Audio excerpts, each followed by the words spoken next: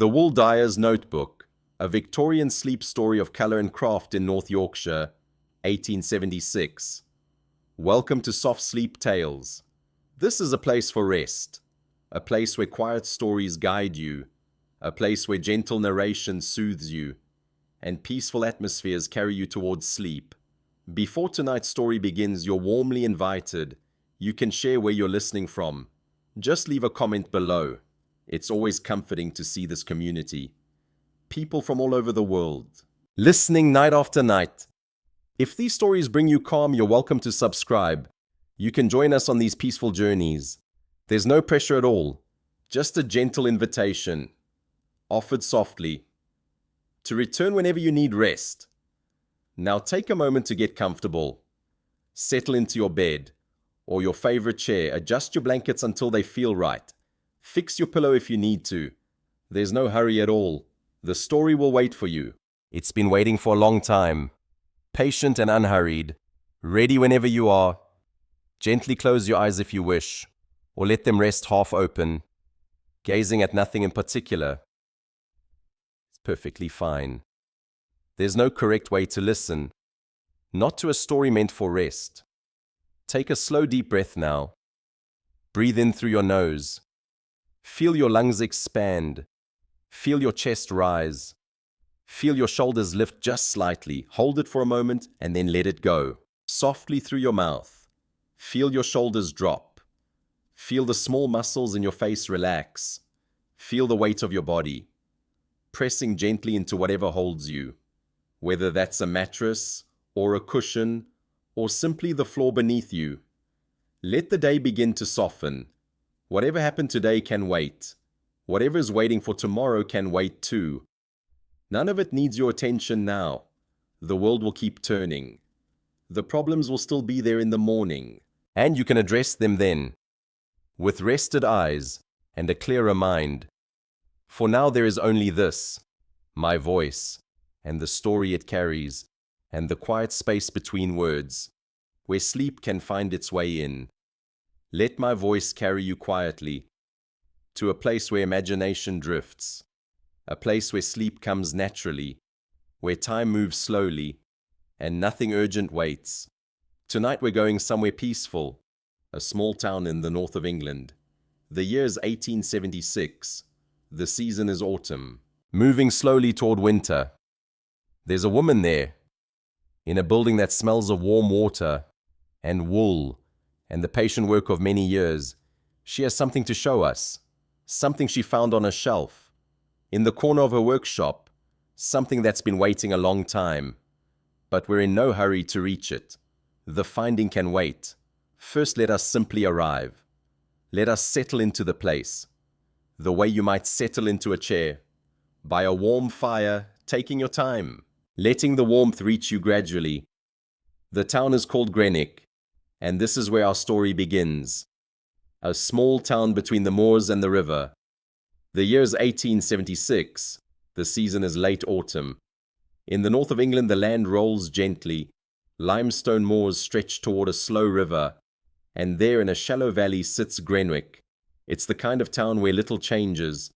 The same families have lived here for generations, passing down houses like heirlooms, passing down trades like traditions, passing down names like treasures.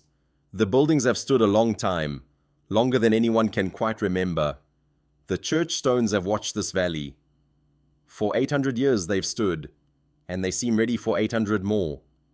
Greenock sits sheltered in its valley. The moors rise gently to the north, and to the west as well. They block the worst of the northern winds. The River Gren moves through town, slow and dark and quiet. It seems more interested in staying put than in going anywhere at all. In summer, children wade in its shallows. In winter, it sometimes freezes at the edges. A thin skin of ice forms. It cracks and reforms with the cold. The town is small. Perhaps 300 people live here. This number has stayed about the same. For as long as anyone remembers, births and deaths balance each other. With the reliability of seasons, young people sometimes leave for cities, Leeds or York or even London, drawn by wages and excitement. But many of them come back, The excitement wasn't quite what they expected. The wages didn't stretch as far. Or they simply missed something. The particular light on the moors, at the end of a long summer day. At the top of the high street there's a cross, a market cross made of stone, a simple pillar on a stepped base, topped with a weathered carving. It might once have been a cross, but centuries of rain have softened it into something more abstract now. The base has been worn smooth by generations of boots, by baskets set down for a moment, by children sitting and watching. As the market bustled around them, market day is Thursday. On that day the square fills with stalls and carts and the smell of livestock and fresh bread. Farmers come down from the hills with eggs and cheese and wool. Peddlers arrive from larger towns with ribbons and needles, and news of the wider world. But today is not Thursday. Today is Tuesday, a quiet day, an ordinary day. The market square sits empty, just a few pigeons and a dog sleeping in the sun. A patch of weak November sun. The shops along High Street are open, but unhurried. The blacksmith's hammer rings occasionally. From the forge at the top of the lane, the sound carries through the cold air, clear as a bell. The church sits at the highest point. A squat Norman tower rises above rooftops, built of pale grey limestone, the same stone as everything else here, quarried from the moors, shaped by hands long turned to dust. The churchyard spreads around the building, a peaceful jumble of headstones, and yew trees, and paths worn by centuries of feet. The oldest stones are near the church, their inscriptions softened by rain, softened by lichen, no longer readable, on the north wall of the churchyard where the sun rarely reaches, where the stone stays damp even in summer. There grows a particular kind of moss. It's not bright green, not like moss on sunny walls. It's a color with grey in it, as much grey as green. It shifts depending on the light. On dull days when clouds hang heavy, the moss seems to hold its own light, as if glowing from within. The people here have a name for this color. They call it Greenock green, as if the color belongs to the town, the way a family name belongs to a family. It's a small point of local pride, but it matters to the people here. Below the church a lane winds downhill, toward the river. The buildings here are older, smaller than those on High Street, walls thicker, windows fewer and narrower, built to withstand long winters, built by people who knew that warmth mattered more than light. When snow came down from the moors, at the bottom of this lane, set into the slope, where the ground is lower, and the air damper, there stands a working building. Smoke rises from its chimney most days. On certain mornings when the wind is right, you can smell it from High Street, a smell of warm water and something faintly mineral, not unpleasant but certainly unusual. This is the dye house. It's been colouring wool here for longer than anyone can account for. Inside the dye house where colours are made, the door is heavy oak, darkened by age and water, and the touch of countless hands. It swings inward on iron hinges, hinges oiled so many times that they move in perfect silence. The threshold is worn in the middle, a shallow curve, where generations of feet have stepped, each one removing a few grains of stone, until the surface took on a shape, the shape of all that passing. When you step inside, warmth wraps around you, like a blanket, a welcome contrast to November air. The warmth comes from the vats, from the fires that heat them, from the steam that rises, and condenses on cold stone walls, and drips slowly back down again. It's a damp warmth, a working warmth, the warmth of a place where things happen. The second thing you notice is the smell, not one smell, many smells layered together, each distinct if you pay attention, but blending into something whole, if you simply breathe. There's the smell of warm water, which is really the absence of cold. There's the mineral smell of alum, sharp and clean, faintly metallic. There's the sweetness of weld, hanging in bundles from the rafters, releasing its scent when the air moves. There's the deeper smell of madder root, stored in sacks along the back wall, earthy, almost like dried blood. And underneath everything, the smell of wool, lanolin and clean animal warmth, the smell of sheep on rainy moors, of fleeces washed and combed by hands that knew their work. The dye house is one long room, perhaps 40 feet from door to back wall. The ceiling is low, supported by oak beams, darkened over years, to the color of old molasses. The walls are whitewashed stone, though the whitewash has faded in places. Near the vats, it's tinted pink, from years of madder steam. Near the storage area, it's bluish, from the woad kept there. These colors weren't painted, they seeped in, molecule by molecule. Over decades of patient work, the floor is large stone flags, fitted together with skill. Worn smooth in the places feet pass most. A path from door to vats, another from vats to workbench, a third from workbench to storage, visible as slight depressions, polished to a dull shine. Along the eastern wall sit 4 vats, set into the floor like bathtubs. These are the heart of the dye house, where transformation happens, where pale wool goes in, and colored wool comes out. The largest is called the copper, though it's not copper anymore.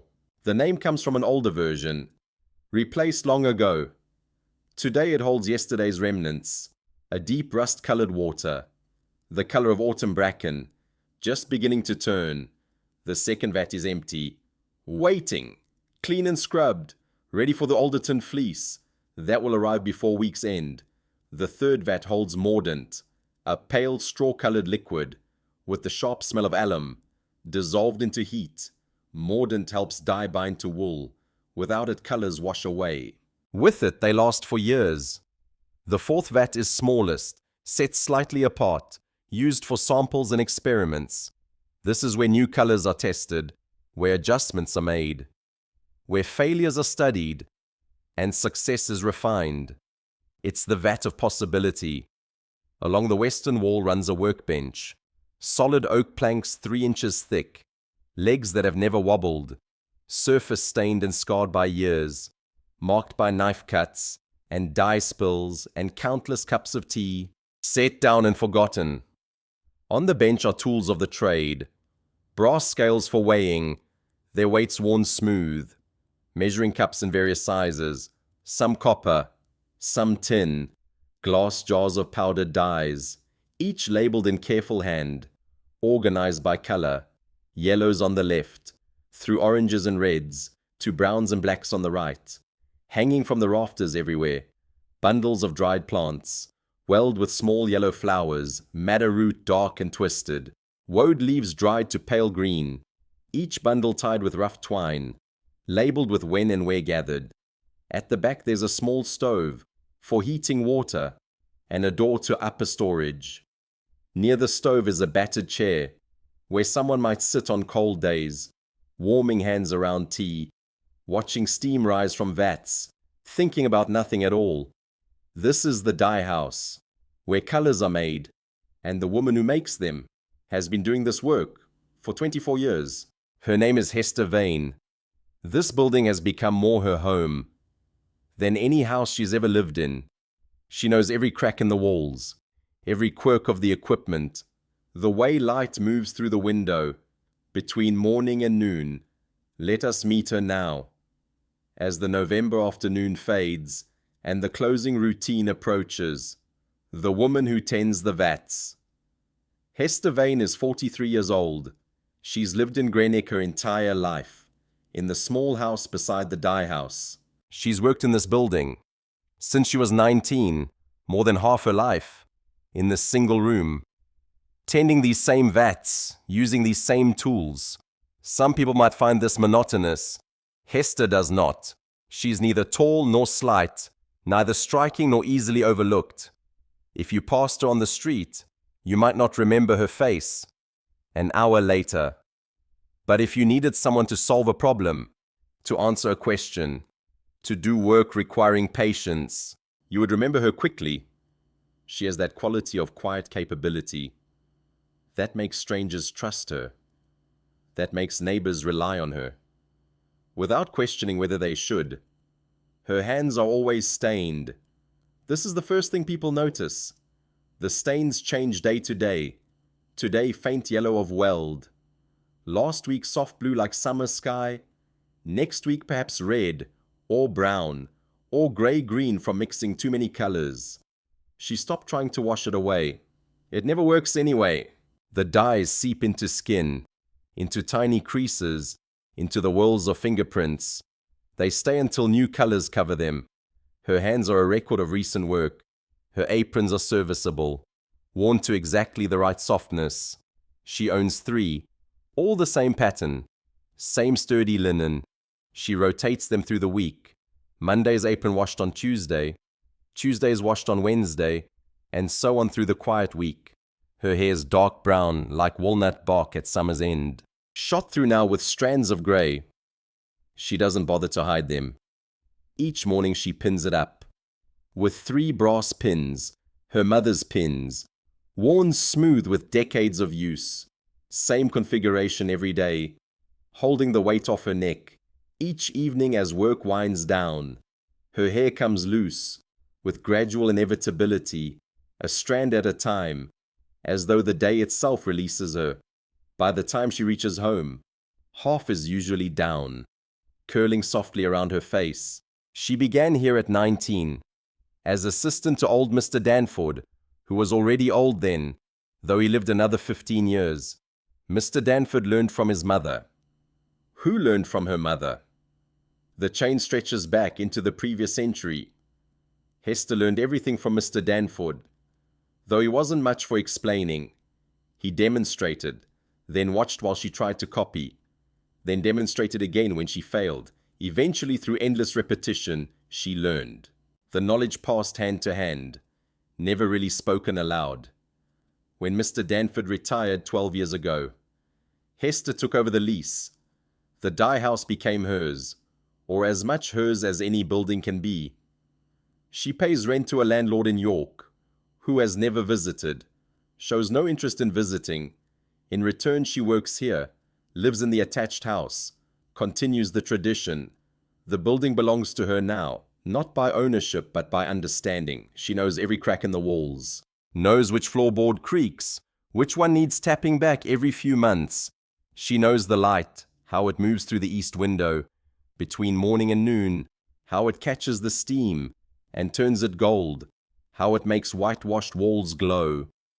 She knows which customers are easy, which need 3 samples before agreeing, who pays on time, who needs gentle reminding, whose taste is predictable, whose is impossible to satisfy. She knows the plants that produce dyes, where they grow best, when to gather them, how to dry them. She knows good wool from bad. By touch alone, before eyes even register, she knows temperatures and timing, proportions and adjustments, the 1,000 small details that separate good work from excellent.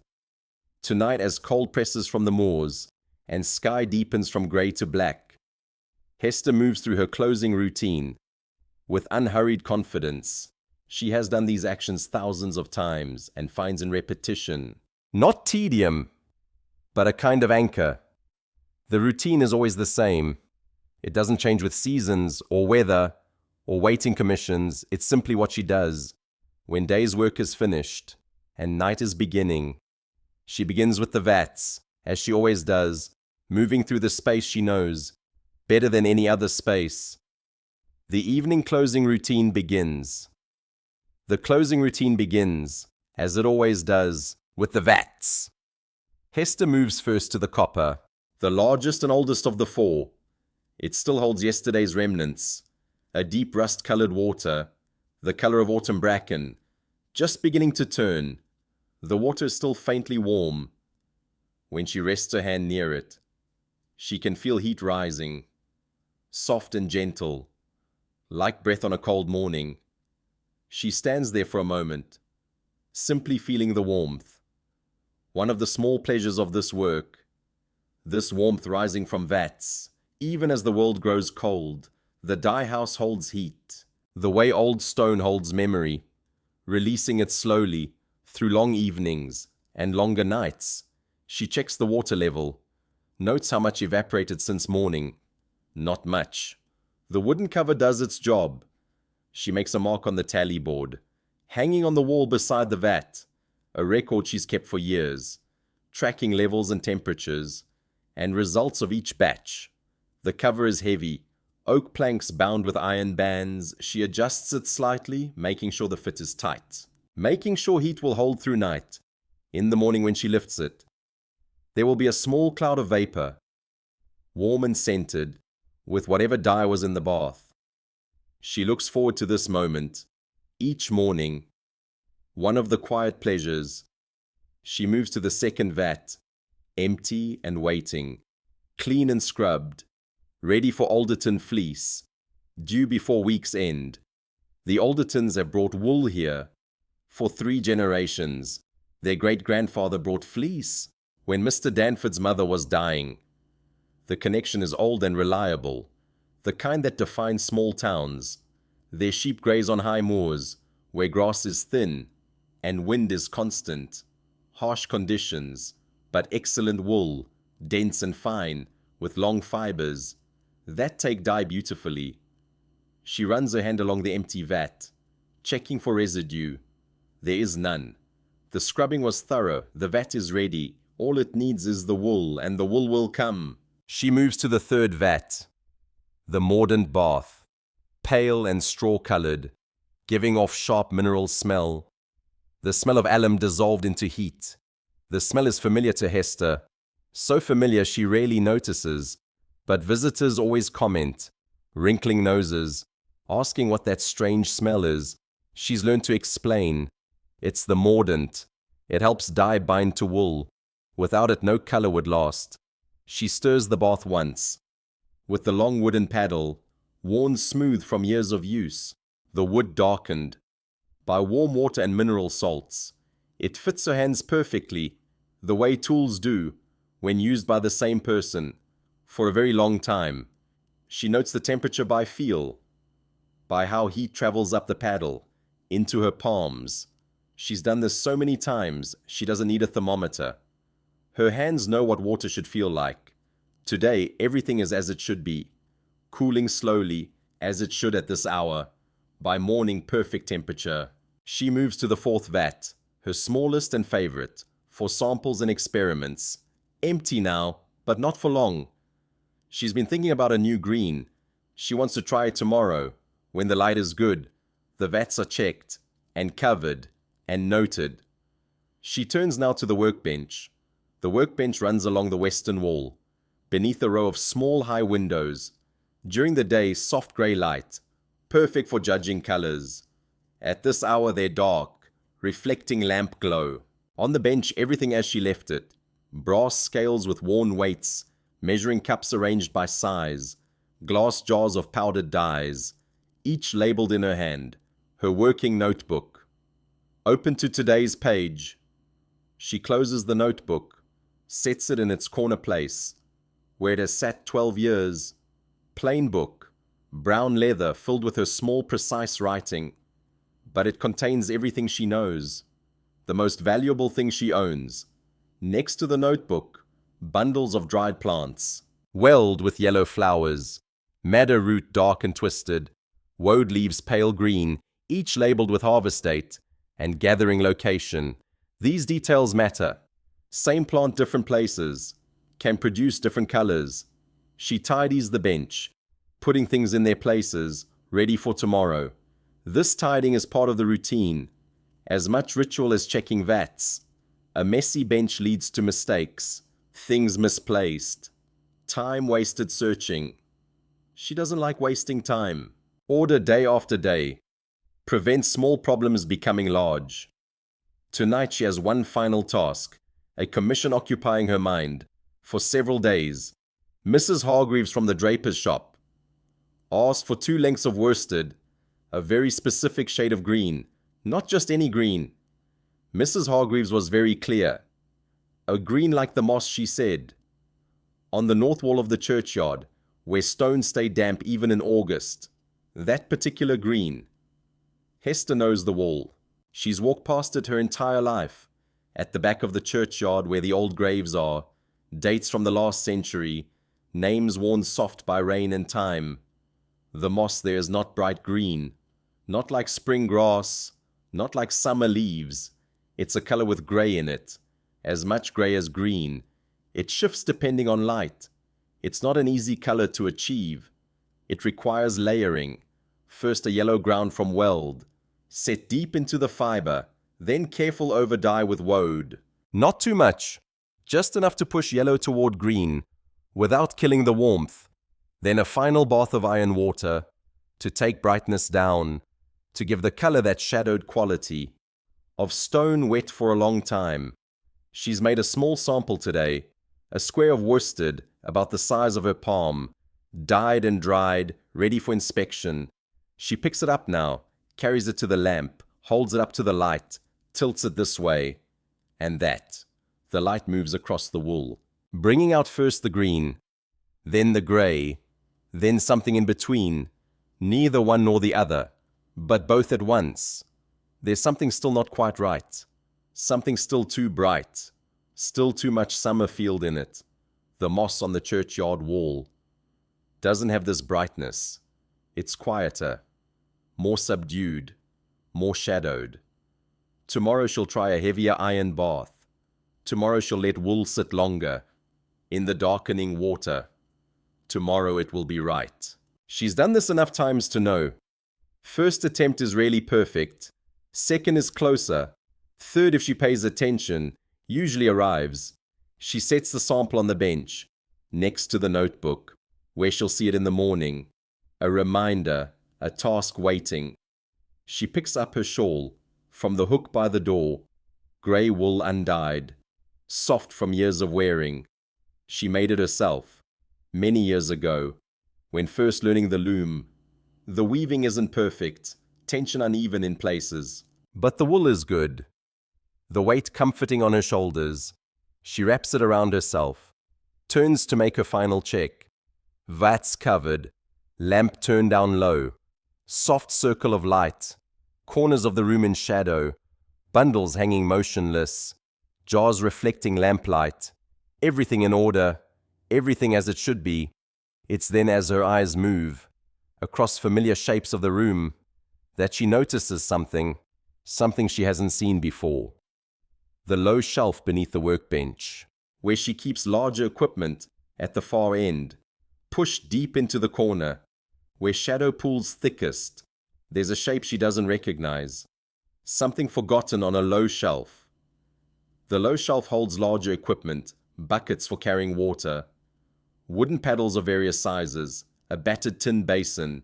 That serves no purpose anymore, but has never been thrown away. These are things she sees every day, without really seeing them. Background objects, invisible through familiarity. But tonight her eye catches something, at the far end of the shelf, something pushed deep into the corner, where shadow pools thickest, something she doesn't quite recognize. She pauses, not in alarm. Old buildings hold old things. This dye house has been used a long time. Shelves accumulate objects, the way riverbeds accumulate silt. Things get pushed to the back and forgotten. Things get covered by other things. Years pass. No one remembers what's there. She's found all sorts of forgotten items over the years. Old tools with unknown purposes, empty jars with faded labels, equipment that was obsolete, but before she was born. Whatever this is, it's probably nothing important. It's been there who knows how long. It can wait another moment. While she takes a look, she sets her candle on the bench edge, where its light can reach the shadows. Then she crouches slowly, knees settling onto worn wood with the ease of long practice. She's crouched like this thousands of times, reaching for things rolled beneath, or pushed too far back to grab. She reaches into the shadow, with both hands. Her fingers find the object. Before her eyes understand, something flat, something soft, with the density of many pages, compressed together, something with rounded edges, worn smooth by handling, by being picked up and set down, and picked up again, over many years. A book, it's a book. She draws it into the candlelight, settles back on her heels, looking at it. It's a notebook, small, perhaps the size of a devotional book, the kind that might fit in a pocket, bound in dark green leather, softened at corners with age. The spine has a gentle bow, from being opened many times in the same place. The leather creased by repeated flexing. No title on the cover, no name, no label, nothing indicating contents or who it belonged to, just smooth green leather, darkened by handling, the color of deep forest shadow. She turns it over in her hands, feeling its weight, heavier than expected, substantial, the weight of something made to last. The stitching along the spine is tight and even, the work of a skilled bookbinder. This wasn't cheap, not bought carelessly, not discarded without thought. This was valued, used. She opens to the first page. The writing is small and neat, cramped slightly, as if the writer wanted to fit as many words as possible on each page. The ink has faded from black to warm brown, the color of strong tea. The color ink takes on, after many decades of exposure to light and air. This notebook is old, older than Hester, perhaps older than Mr. Danford's time here. It's a woman's hand. She couldn't say exactly how she knows. Something in the whole of it, the particular care, the unhurried precision of someone for whom writing was deliberate, done in proper time, with proper attention, each letter formed completely before the next begins, each word sitting precisely in its place on the line. She reads the first page. The words sit in the center, surrounded by empty space, like a title or a dedication. They say recipes for color, begun in the year of our Lord 1841, for my own use, and should she choose this path, for whoever comes after. Hester reads these words once, and then again, for whoever comes after. The phrase sits in her mind, waiting to be understood. 35 years ago. She was a child then, 8 years old, living in the same town, knowing nothing of the Dyer house. Mr. Danford was in his middle years, running this building, the way he would for 3 more decades. And someone else was here too, someone who wrote this notebook, someone who thought about whoever would come after. She turns the page. The second page is a recipe, written in the same careful hand, a recipe for yellow, but not generic yellow, not simple Weldon water. This yellow has a name. The author called it August Gold. The recipe is detailed and precise.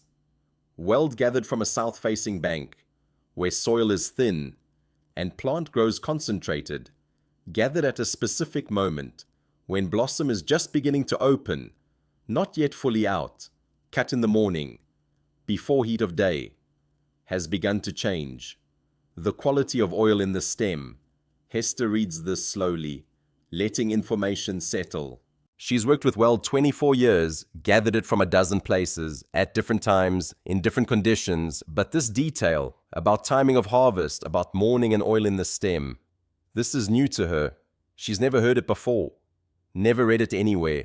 It's the kind of knowledge that exists only in hands and minds of those who learn through long practice, passed from one careful person to another, not written in any book she's seen, not taught formally.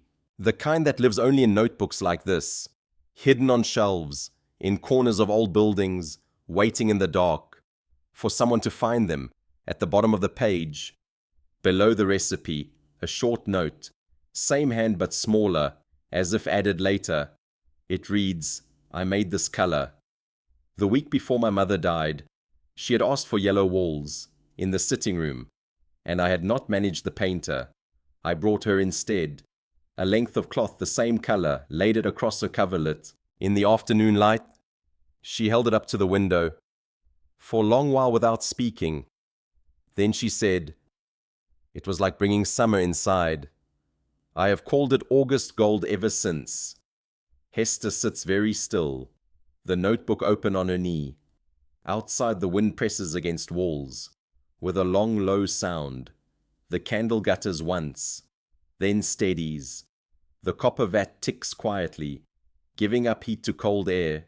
The weld bundles shift very slightly, releasing faint sweetness. She doesn't know who wrote this, doesn't know how it came to be here, on this shelf, in this building, waiting in the dark for what must be many years. The Dyer house is old. Mr. Danford was already old when she came to work for him. He'd kept the building 30 years. Before that, learned from his mother, she from someone before. The chain of hands that have tended these vats goes back further than any living memory can reach. Someone at some point left this notebook behind. Whether by accident or intention, she cannot yet say, but she knows suddenly and certainly that she's going to read every page, learn what this person knew, understand what this notebook can teach. But not tonight, it's late. The cold has deepened. The hour for reading is past. She closes the notebook gently, sets it on the workbench, next to the sample of Churchyard Green. Tomorrow she'll read more. Tomorrow she'll learn who wrote this and what they knew. For now she'll finish closing routine. Go home and sleep. The notebook will wait, as it has waited all these years. Patient and unhurried, ready when she's ready. Under the stars and into sleep. The door closes behind her. A soft thunk of wood against wood. The iron latch falls into place. A sound she's heard 10,000 times. For a moment she stands in the yard, letting eyes adjust to darkness. The cobblestones are hard and cold under her boots. She can feel cold through leather. A thin, sharp presence. That will be familiar by January. The air is still. The wind that pressed from inside has died down for now. Smoke from her chimney rises straight, a pale column against darker sky. She looks up. The stars are sharp and numerous, in a way they only are. On certain nights, in the north of England, when air is cold enough to be clear, when no moon washes them out, the stars multiply beyond counting. They fill the sky, from one horizon to the other. Thick in some places, sparse in others, arranged in patterns. Humans have been naming for thousands of years. Hester doesn't know all the names. She knows the ones her mother taught. The bear, the hunter, the seven sisters. She knows the North Star, which sailors use to navigate. But most stars are strangers to her. Points of light without names, and she finds she doesn't mind. Some things don't need names to be beautiful. Some things are enough just as they are. She stands with shawl drawn close, breath-making small clouds that dissolve almost as soon as they form. The moors to the north are invisible, lost in darkness, but she knows they're there. She's looked at those moors her whole life, seen them in every kind of light, every kind of weather. She knows their shape, even when she cannot see them. The cold presses against her face, against small patches of uncovered skin. The kind of cold that comes before frost, the kind that warns of winter. In a few weeks, ground will be hard, white in the mornings. The river will have ice at its edges. The dye house will be harder to heat. Bigger fires needed, vats cooling more slowly overnight. But that's weeks away. For now, just this night, this moment, this cold that's not yet unbearable. She stands another minute, looking up at stars, feeling very small beneath vast dark sky. It's not unpleasant, the feeling of being part of something larger, something here before she was born, something here long after she's gone. Then she turns, walks to her house. The house shares a wall with the dye house, so close she could touch both, if she stretched out her arms. Small house, 2 rooms downstairs, 2 upstairs, pale grey limestone, same as everything else in Greenock. The windows are dark, except the kitchen, where a lamp still burns, visible through small panes of glass. She lets herself in, through the kitchen door. Warmth wraps around her immediately, a contrast to the cold outside. The fire has burned down to embers, but there's still heat in the room. Held in thick stone walls, she adds a piece of coal, watches it catch. Blue flame flickers along edges, then settles into steady orange. She makes tea, the last of the day, kettle still warm from earlier. Doesn't take long to boil. She pours water over leaves, lets it steep, while she hangs up her shawl, removes her apron. The tea is strong and hot. She wraps hands around the cup, letting warmth seep into fingers. She climbs the narrow stair to her bedroom. The stairs creak in familiar places. 3rd step, 7th step, top step. She knows these creaks so well. She steps around them without thinking, a habit formed over years, trying not to disturb herself when already half asleep. Her bedroom is small and simple, a bed with iron frame, painted white many years ago. Now chipped in places, a mattress stuffed with clean wool, firmer than feather, but warmer. A quilt her mother made before she died, sewn from scraps of old dresses, colors faded over years, to soft pastels, a washstand with pitcher and basin, a small wardrobe for clothes, a window looking over the yard, and beyond it, the dark shape of the dye house. She prepares for bed. Same quiet movements, used every night for years. She removes her dress, hangs it in the wardrobe, unties her boots, sets them by the door, ready for morning. She takes down her hair. The 3 brass pins go onto the dish, on the washstand, where they've been placed every night, for as long as she can remember. She washes her face, in cold water from the pitcher, shocking against her skin. But she's done this every night for years. She no longer flinches. It wakes her for a moment, then leaves her calmer, ready for sleep. She puts on her nightgown, white cotton, worn soft from many washings, climbs into bed. The sheets are cold at first, but they warm quickly under the quilt. She curls into the warmth, knees drawn up, hands tucked under pillow. She closes her eyes, but sleep doesn't come immediately. Her mind returns to the notebook, the dark green leather, the faded brown ink, the careful handwriting. A yellow called August gold, made with weld gathered from a south-facing bank. In the morning, before heat of day. She didn't know that, in 24 years, that detail hadn't come her way. She's gathered weld at all times, in all kinds of weather, from all kinds of locations. Never thought to pay attention to the hour, the temperature, the oil in the stem.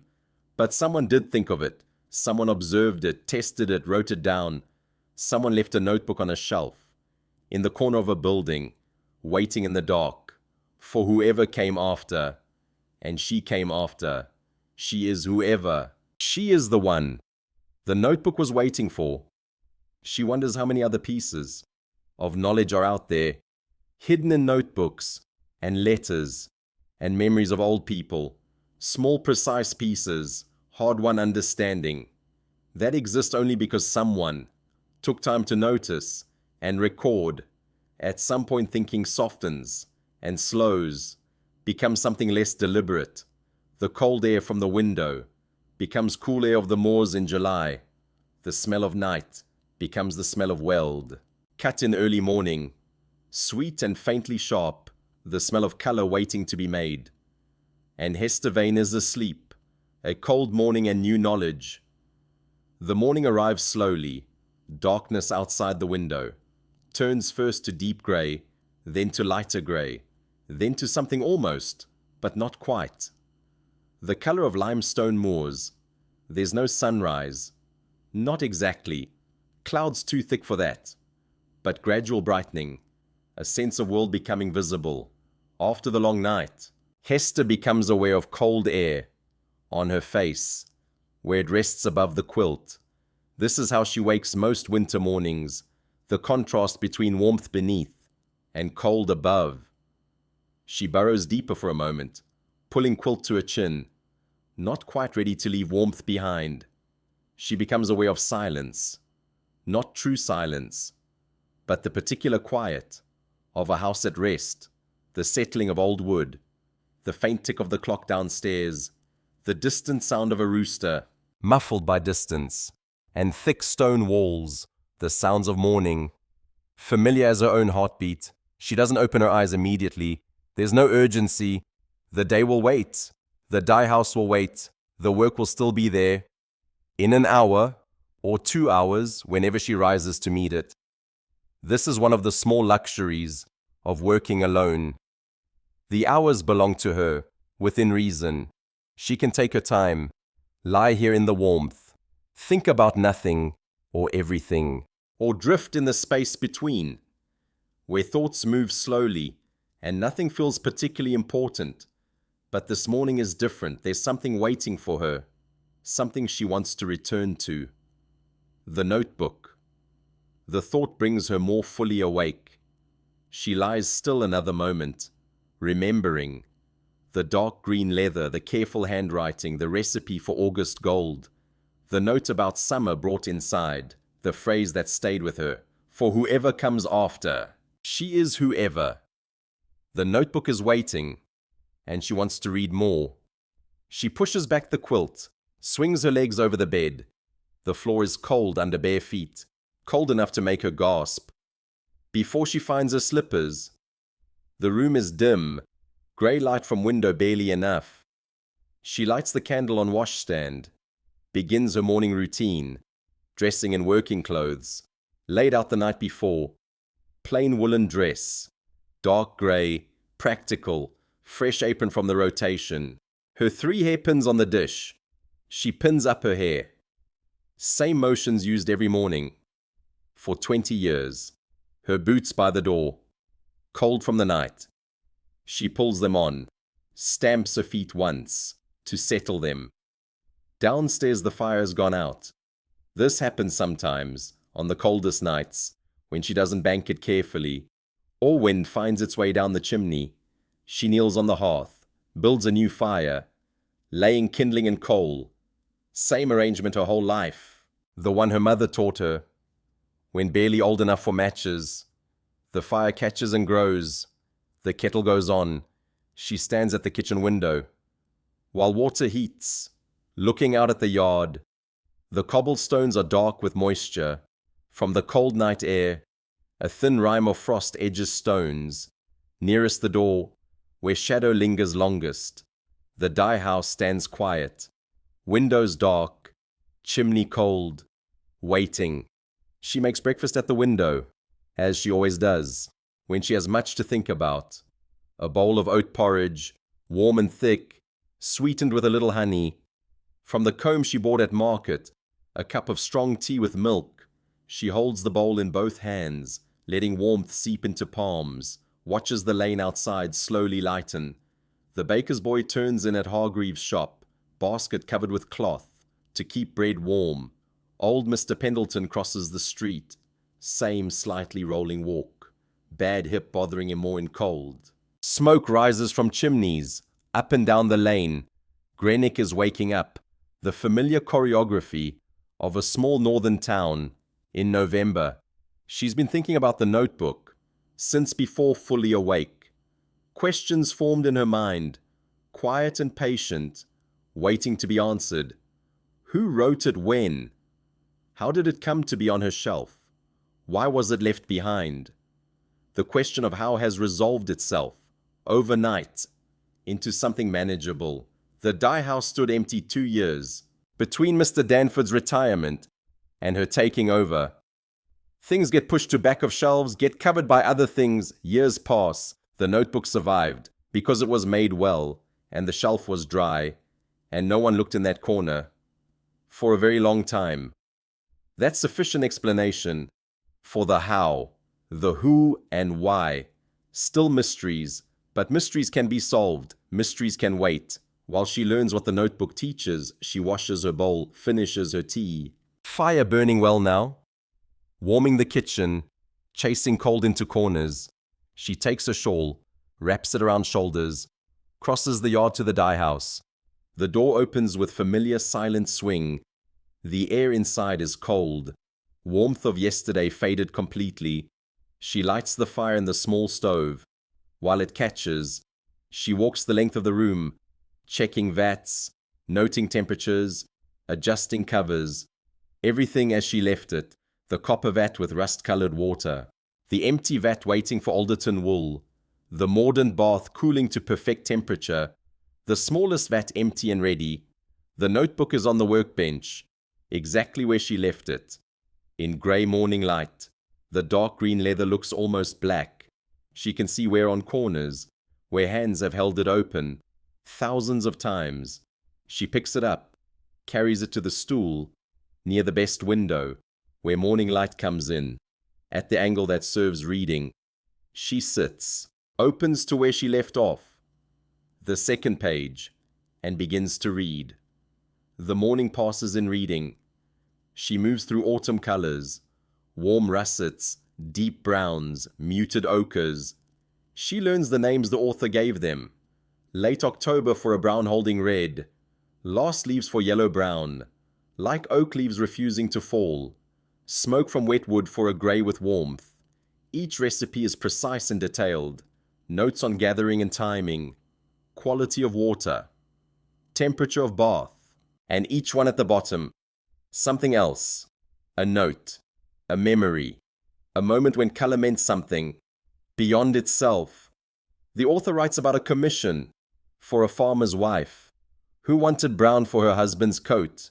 She writes about satisfaction, getting the brown exactly right, the color of November fields, after the harvest, the color of honest work and honest earth. She writes that the farmer's wife stood in the dye house, holding finished wool, for several minutes without speaking, then said only, "Yes, this is it," and those 3 words were worth more than any amount of money. Hester reads this and feels something stir in her chest. She knows this feeling, has had it herself many times, when a customer looks at finished work, and their face changes, and she knows she's given them, not just colored wool, but something they needed, something they didn't know, they were looking for, until they found it. She's never written this feeling down, never put it into words, simply felt it, and moved to the next commission. But the author understood, wrote it down, left it here.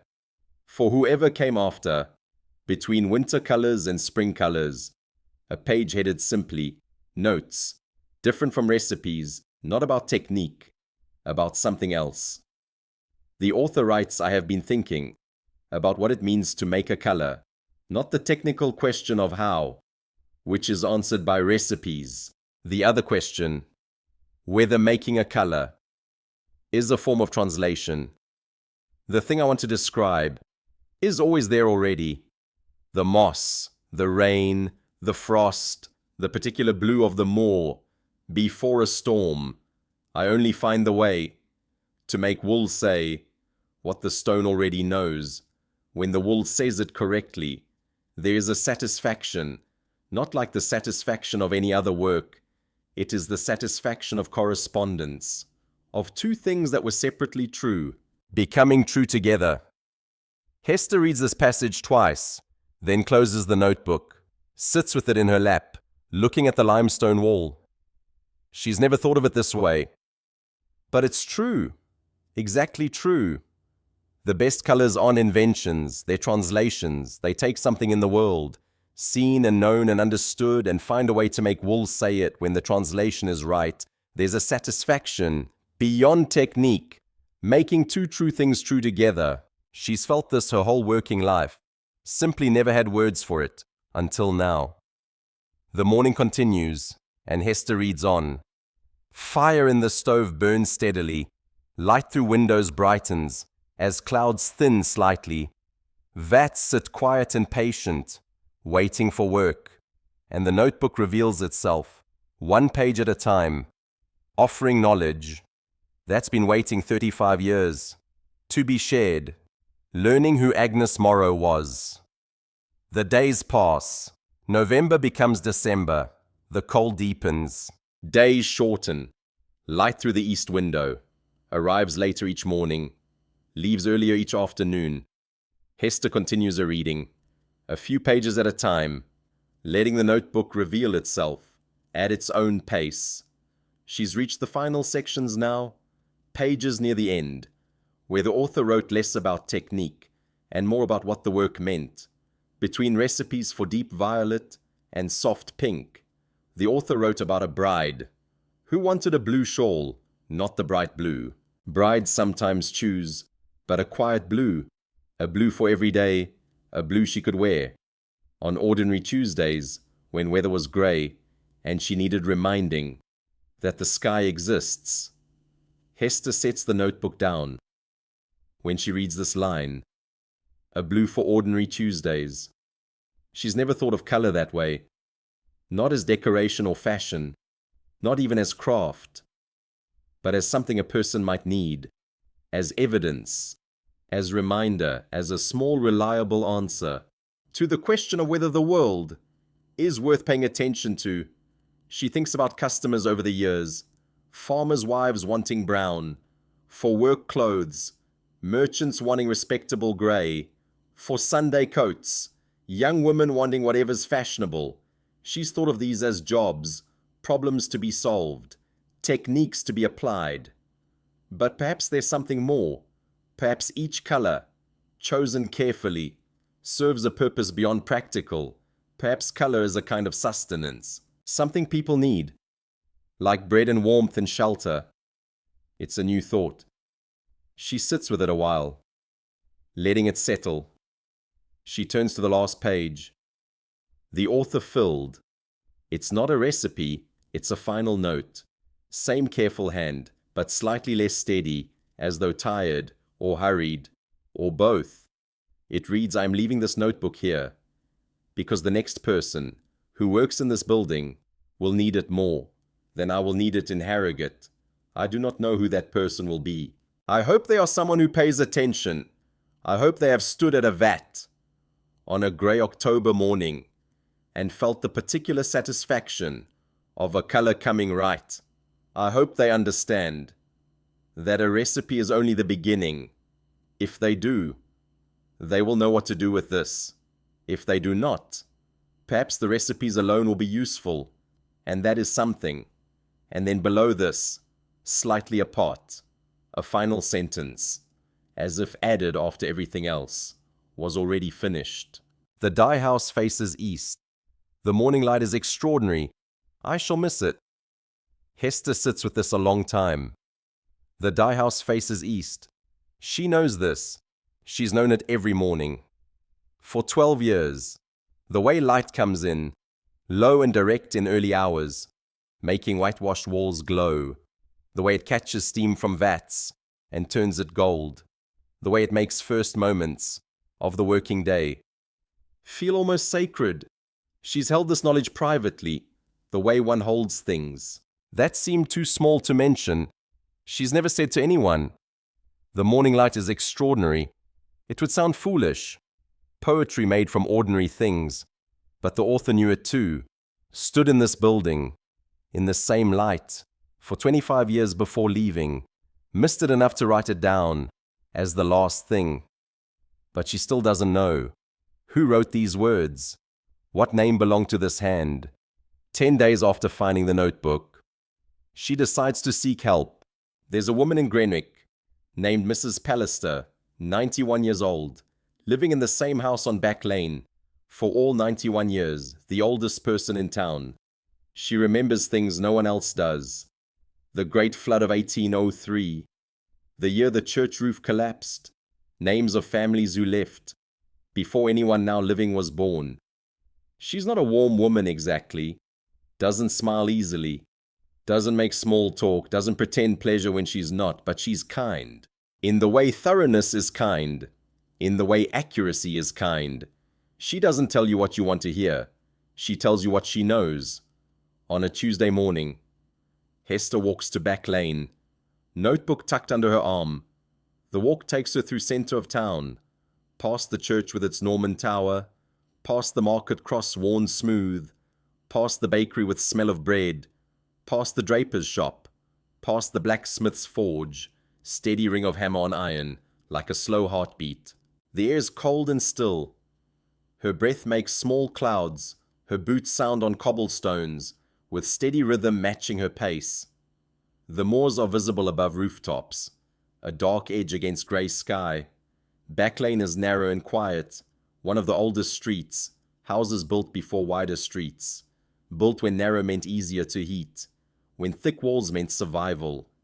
Mrs. Pallister's house is at the end, where ground slopes toward the river, thin curl of smoke from chimney, windows glowing with lamplight. Despite the morning hour, a sign she's awake and receiving visitors. Hester knocks, waits. The old woman answers herself. She's small, smaller than Hester remembers, as though age is reducing her. To essentials, white hair pinned back, in a style fashionable 50 years ago, eyes still sharp, still observant, still taking in details. She looks at Hester, she looks at the notebook. She seems to understand, in that instant, what this visit is about. You are here about something old. Come in. The parlor is warm. Fire burns high in the grate. Morning sun through south windows, filling the room with pale gold light. Air smells of coal smoke, and old paper, and dried lavender in a bowl. Every surface is occupied. Books and papers, small objects of unknown purpose, photographs in frames, some faded nearly to nothing, letters bundled with ribbon, boxes with worn lids, evidence of a very long life. Arranged by private logic. Hester sits in the chair by the fire. Mrs. Pallister settles in her own chair. Careful movements, managing a body requiring negotiation. The fire crackles, a coal shifts, from somewhere in town. Church clock strikes the quarter. Mrs. Pallister holds out her hand. Hester gives her the notebook. The old woman opens it, to the first page. Reads in silence, not rushing, giving words proper attention. She turns a few pages, reads more, expression calm, focused, making connections in her mind. Then she closes it, sets it on her knee, looks at Hester. This is Agnes Morrow's hand. The name means nothing to Hester, and yet it means everything. The notebook has a name now. The author is no longer unknown. She is Agnes Morrow. She was real. She lived. Tell me. Mrs. Pallister looks at the fire, gathering thoughts or memories, ordering them into shape. Then she begins. Agnes Morrow was the Dyer. Before Eleanor Danford, she worked in that building from about 1835 until she left Greenock in 1860. She had the dye house from her father, who had it from his mother. By the accounts I was given, she was a remarkable woman. My mother knew her rather better. I was a child when Agnes left, but my mother used to say, Agnes Morrow could make a colour look like a feeling. She didn't mean it as poetry. She meant it as description of technical skill. Hester lets this settle. Make a colour look like a feeling. Yes, she's read enough of the notebook to know exactly what that means. Why did she leave? She had a sister in Harrogate who became unwell. Agnes went to care for her. She had no family in Greenock by then, no children, no husband, nobody to pass the work to. She sold the lease to Eleanor Danford's son, who passed it to his mother. When he moved to Bradford, the fire crackles, the clock ticks. Outside, morning continues. People moving through routines, unaware of this small revelation. In a warm parlour on Back Lane, Mrs. Pallister holds out the notebook. You will want to keep this. It belongs with the building. Hester takes the notebook.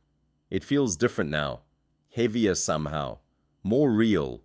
Not just recipes and observations, the work of a specific person. Agnes Morrow, who lived in Greenock most of her life, who worked in the same building, who left to care for her sister and never came back, who left her notebook behind, by accident or intention, and perhaps it doesn't matter which. Thank you. Mrs. Pallister nods. She doesn't say more. Nothing more needs saying. Hester walks home slowly, taking the long way by the church, because she wants the air and the time. The notebook is under her arm. Her hands are in her pockets, cold despite wool gloves, the moors visible above rooftops, dark against grey sky. The same moors Agnes would have seen, walking these same streets decades ago.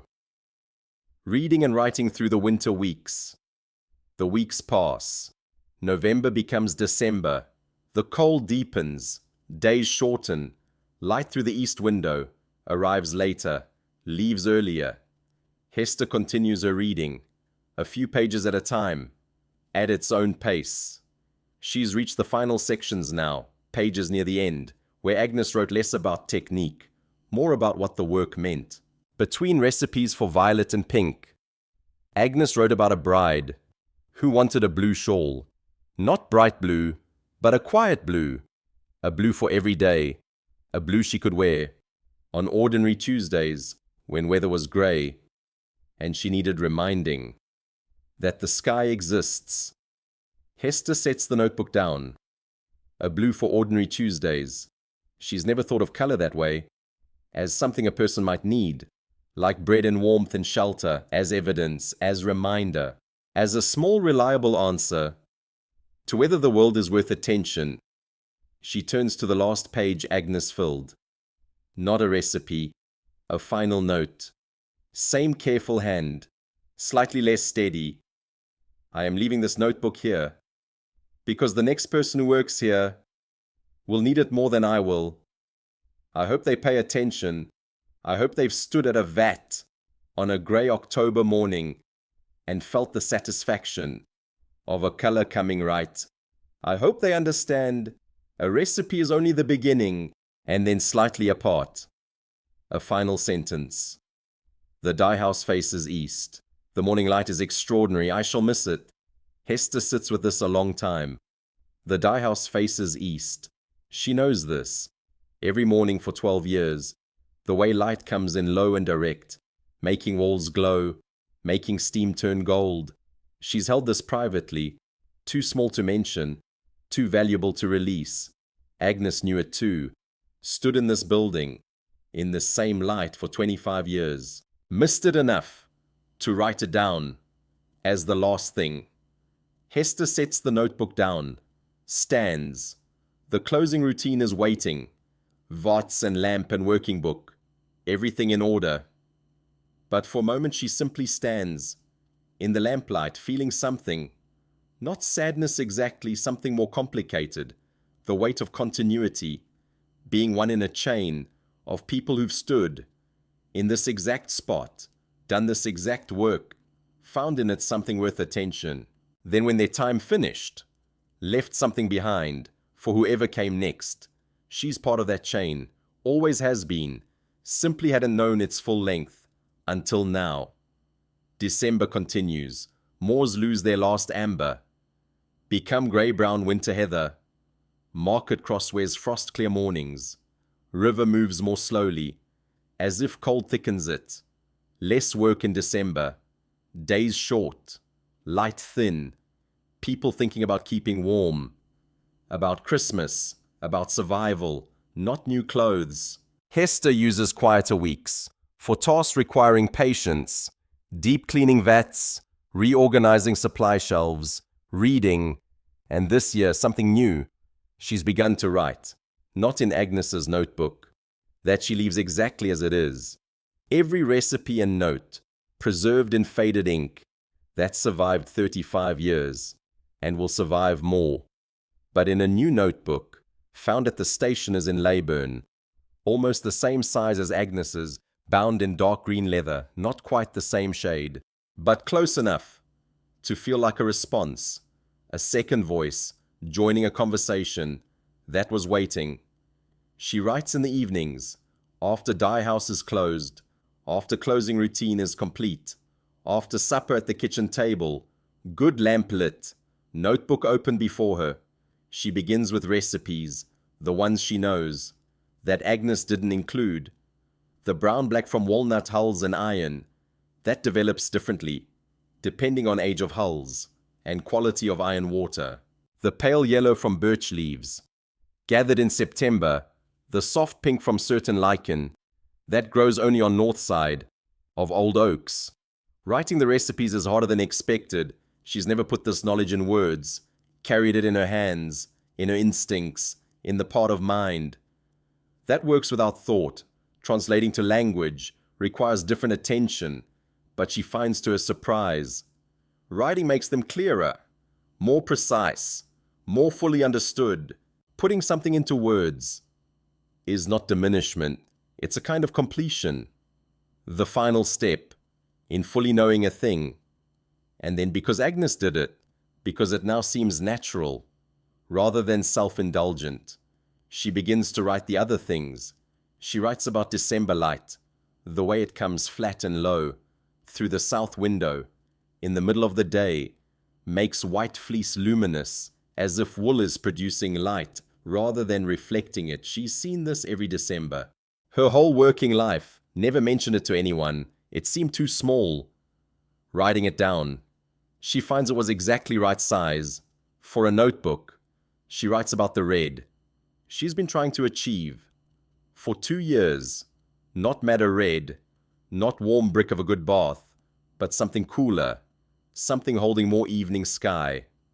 Then afternoon, she's come close, not yet arrived, reading Agnes's notes on russets, with observation that russets require. Thinking about relationship between red and brown, rather than separately, has given her a new approach to try in January. One evening she turns to a clean page, writes at the top, "For whoever comes after." She pauses, pen in hand. Fire crackles in the grate. Clock ticks on the shelf. Outside December night, cold and still. Then she writes, "This is what I know about making color. The recipes are in the first half. They're accurate and they work.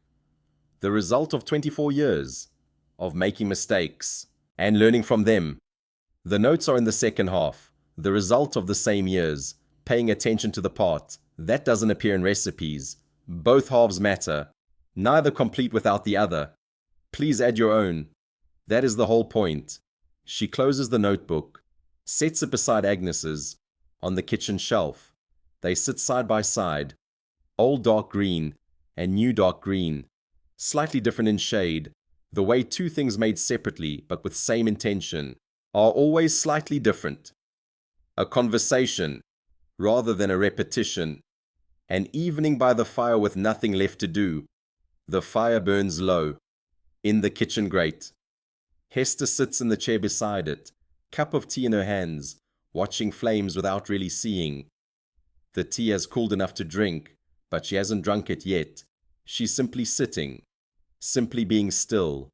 It's Tuesday evening, late December. Work of the day is done. Closing routine complete. Supper eaten. Dishes washed. Kitchen tidied. Nothing left requiring attention. Nothing needing to be done. Before tomorrow. This is a rare feeling. Most evenings there's something. A commission to think about. A problem to solve. A recipe to adjust. A letter to write. A task to complete before bed. But tonight there's only fire. And tea. And quiet. She doesn't reach for a book. Doesn't pick up her pen. Simply sits. Watches the fire. Lets thoughts move where they will. She thinks about Agnes Morrow, the woman who stood in the Dyer house, decades before Hester was born, who saw the same morning light through the east window, who felt the same satisfaction when a color came out right, who wrote a notebook full of knowledge and then left it behind. When she went to care for her sister in Harrogate, did Agnes know it would be found? Did she hope it would? Or did she simply leave it because she couldn't bear to throw it away? And the leaving was not a gift, but an act of forgetting. Hester doesn't know, will never know. The notebook can't tell her. No one left alive remembers enough to say. But perhaps it doesn't matter. Perhaps the intention is less important than the fact. The notebook was left. The notebook was found. The knowledge was passed on. That is what matters. She thinks about the two notebooks on the kitchen shelf, Agnes's and her own. 35 years of observations in one, 12 years in the other. Between them nearly half a century of knowledge about making color. In this particular place, with these particular materials, in this particular light. Someday, she thinks, someone else will work in the dye house. Someone will stand at the vats and tend the fires and watch color emerge from the bath.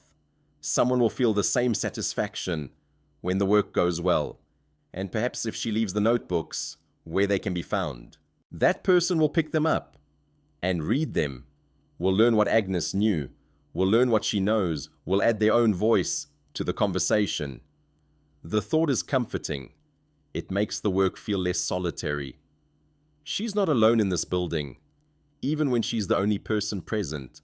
She's part of something larger, a chain of hands, stretching back into the past and forward into the future. A tradition maintained, not by formal instruction, but by attention and presence and care.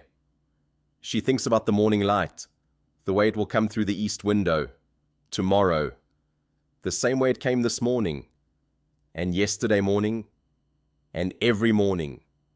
For as long as the building has stood, the Dyer house faces east. The morning light is extraordinary. Agnes wrote this as her last line, and Hester understands now why she chose those words. The light is the constant, the people change, the techniques evolve, the colors come and go. But the light remains, arriving each morning, with quiet punctuality, filling the room with warmth, making the work possible. She will see that light tomorrow. For as long as she continues this work, and when she's gone, someone else will see it and they will understand that it's not just light, it's a gift, a reminder, a small reliable beauty. In a world offering no guarantees, the fire has burned to embers, the room is cooling. She should add coal, or bank the fire for night, or go to bed. But she sits a moment longer, holding the last of the warmth, feeling the quiet. She hasn't figured anything out tonight, hasn't solved any problems, made any decisions, simply been present with her own thoughts, letting them move through her without resistance, and there's peace in that, a rest. She finishes her tea, which has gone cold, but is still drinkable, sets the cup in the sink, banks the fire, arranging embers so they'll last, ready to rekindle in the morning. The notebooks on the shelf are invisible now. Two dark shapes against darker wall, but she knows exactly where they are. She's always known where things are. It's one of the qualities that makes her good at her work. She climbs the narrow stair to her bedroom. Stairs creak in familiar places. The room is cold, the window dark. She prepares for bed. Same quiet movements, used every night for years. When she lies down and draws up the quilt, she feels the day settling away, all the work and thinking and small decisions, leaving something simpler and quieter underneath. She thinks of the Dyer house, dark now and cold, vats covered, lamp burning low. She thinks of the east window and the light that will come through it. In the morning light will be extraordinary. It always is, the thread that continues. Dear listener, it's time now for you to rest. You've kept company with Hester Vane through the long autumn and into the quiet of December. You've walked with her through the streets of Greenock. You've stood with her in the Dyer house that smells of madder and weld and warm water and time. You've watched her read and think and work and write. You followed a thread, not a dramatic thread, not one leading to great revelation or stunning conclusion, but the only kind of thread that matters in the end. The thread that runs between one careful person and another, across years. The thread of attention paid honestly, knowledge given freely, work done with care. Agnes Morrow began this thread in 1841, or perhaps earlier. Or perhaps she was continuing a thread someone else began before her. She wrote her observations in a notebook bound in green leather. She left that notebook behind. When she went to care for her sister, she trusted that whoever came after would find it and understand. Hester Vane found it. Hester understood, and now Hester is adding her voice, her observations, her link to the chain. Someday someone else will find the notebooks, someone we can't imagine, living in a time we can't predict. They will read what Agnes wrote and what Hester wrote, and they will add their own voice, and the thread will continue. This is how knowledge survives. This is how craft endures, not through institutions or official records, but through quiet passing of understanding from one person to another, through notebooks left on shelves, through conversations spanning generations, through the simple act of paying attention and writing down what you notice. You've been part of this tonight, you've listened, you've paid attention, you've let the story move through you, and in some small way, you've joined the chain yourself. Let your breathing slow now. Let the warmth of wherever you are settle around you. Let your blankets or pillows hold you, the way the quilt holds Hester in her bedroom above the Dyer house. Let the weight of your body rest fully on whatever supports you. Let the day's demands grow smaller and quieter and less pressing. You don't need to have finished anything tonight. You don't need to have figured anything out. You don't need to have achieved or accomplished or completed. You only need to have been here, present, listening, and that is enough. It has always been enough. The notebooks are on the shelf, Agnes's dark green and Hester's dark green, side by side, waiting for whoever comes after.